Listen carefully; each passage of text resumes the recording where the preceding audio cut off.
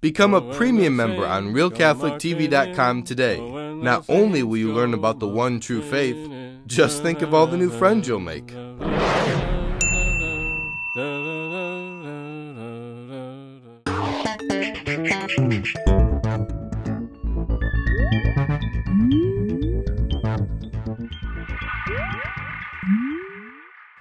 Hello everyone and welcome to The Vortex, where lies and falsehoods are trapped and exposed. I'm Michael Voris.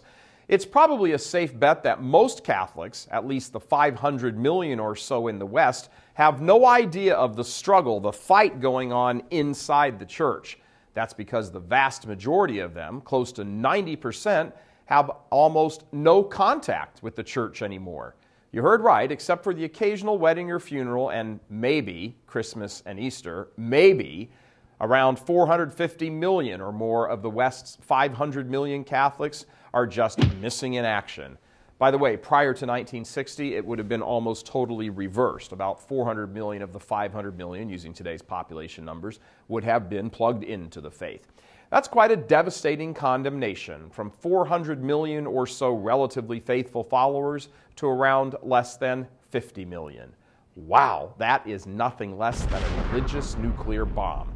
Now, as we look into the remaining 50 million, and that's probably an overly generous number of practicing Catholics in the West, there is a battle royale raging for the Catholic identity. We've talked about this before in various Vortex episodes, but it's worth talking about now in terms of who's winning this battle. Battles have casualties, and in this interchurch war, the blows are going against the lukewarm crowd, the parishes and parishioners who are content to simply sit back and watch the world pass by, not get involved. This is most parishes, the overwhelming majority in the United States. Even if they are larger crowds, and Father Popular is running the show, the rot is still there. No vocations to speak of are emerging. Many that are there, even the weekly Mass goers, know very little about the faith and are therefore contracepting in the very least.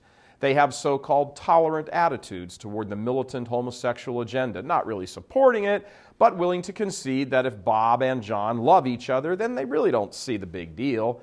The average parish in the United States is a mishmash of non-zealous, relaxed attitudes with no real fire in the belly.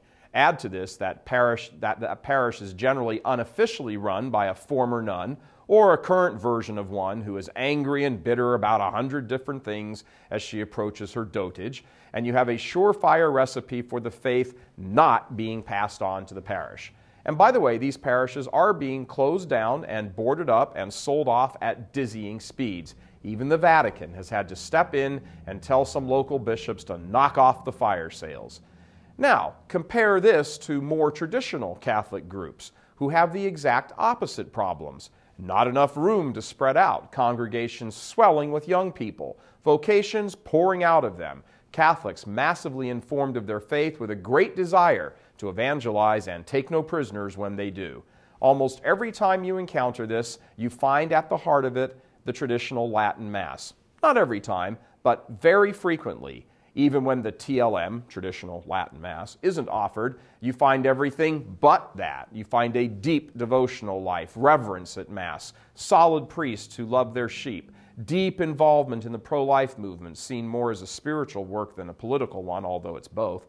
But in these TLM groups, you see something else, a respect and reverence for the Mass and our Blessed Lord in the Eucharist as something bound up with the masculine, a willingness to dive in and swim through the currents of the mystery of the divine. The TLM is not the more feminine celebration that most Catholics who still go to Mass encounter. It is masculine through and through. That may be the one reason it is so despised by so many other Catholics, including many clergy. It bespeaks a strong masculinity, a muscular Catholicism, a church militant.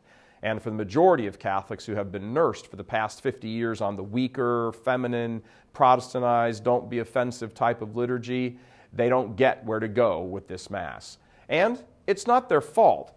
Even many of the priests and some bishops have a kind of knee-jerk reaction against the TLM because, they rightly intuit, it holds forth a different style theology, a whole different tone.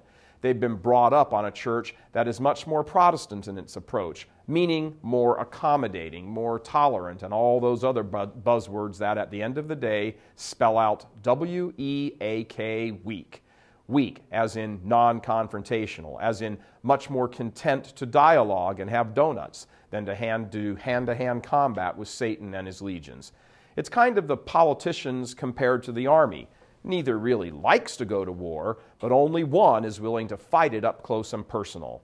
Well, as the lukewarm, politically correct parishes close down and the number of practicing, not just baptized, but actually practicing Catholics continues to dry up, against all that failure, for that is what it is, there is a story of gigantic success in the more church militant.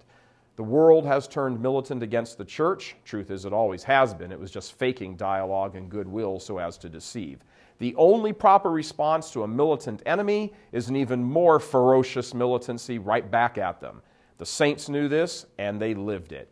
The bishops of the past who fought the evils in their own day knew this, and they protected their sheep with a ferocity reserved to a father protecting his family. And this is what we see in the traditional circles of the faith these days. And unsurprisingly, large numbers of those circles enjoy the presence of young men. They instinctively, young men, they intuitively have sniffed out the stench of the enemy and have enlisted in the fight. They see the destruction rain down on their mother, the church, and her children, and they have committed to the war.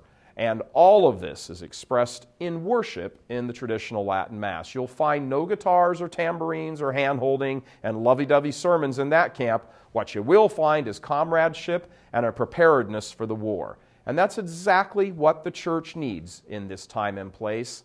Men, prepared with the sacraments, willing to fight and die, and in dying, being born to eternal life. God love you. I'm Michael Voris.